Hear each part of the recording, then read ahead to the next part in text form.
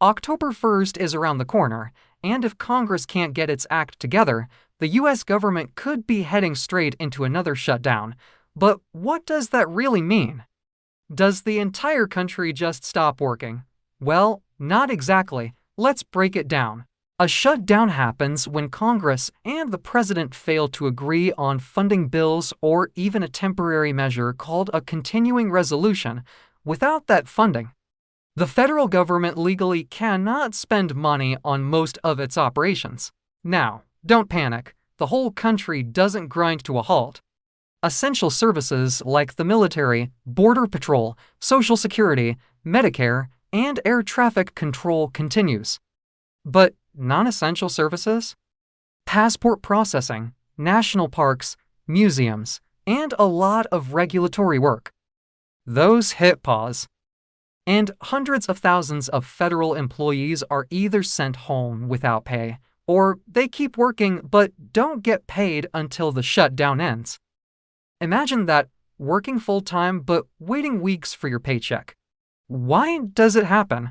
The root cause is simple: a funding lapse. Congress doesn't pass the budget, the president doesn't sign it, and boom, a funding stops. Most times it's because of political disagreements over taxes, spending priorities, or big policy fights. Legally, the Anti-Deficiency Act says the government cannot spend money it doesn't have. Who gets hit the hardest? Federal workers. Non-essential employees are furloughed, which means no work and no pay. Essential employees like TSA agents or Border Patrol, they're still on the job, but their paychecks get delayed since 2019. The law guarantees they'll get their money back eventually, but for contractors and private businesses tied to federal funding, that money is usually gone forever. The price tag of a shutdown, and here's the kicker: shutdowns are expensive. They cost billions in lost productivity. Workers miss paychecks. Businesses tied to government contracts lose revenue. The 2018-2019 shutdown alone slashed more than $11 billion from the U.S. economy. According to the Congressional Budget Office, let's take a look at history. Shutdowns aren't new. So let's rewind.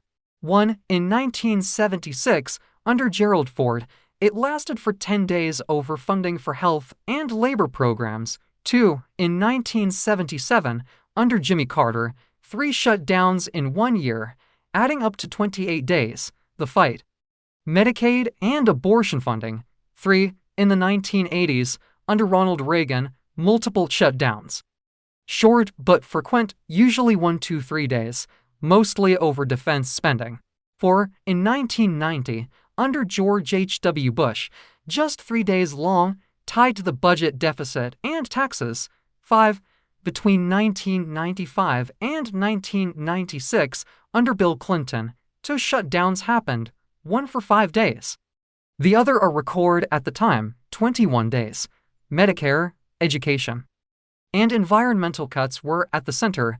Public backlash hurt Republicans politically. 6. In 2013, under Barack Obama, the shutdown was about 16 days. Republicans tried to defund Obamacare, 800,000 workers furloughed, national parks closed, billions lost. Lastly, between 2018 and 2019, under Donald Trump, the longest shutdown in history was 35 days. Trump wanted $5.7 billion for the border wall, 800,000 workers went unpaid, airports saw delays. The IRS stalled, and the economy took an $11 billion hit. So, what about October 1st? And now here we are again. October 1st marks the start of the new fiscal year, and if Congress can't pass a budget, we are staring down another shutdown. That means federal workers holding their breath, national parks possibly closing, and billions of dollars on the line. So the next time you hear the words government shutdown, no, it's not just a headline.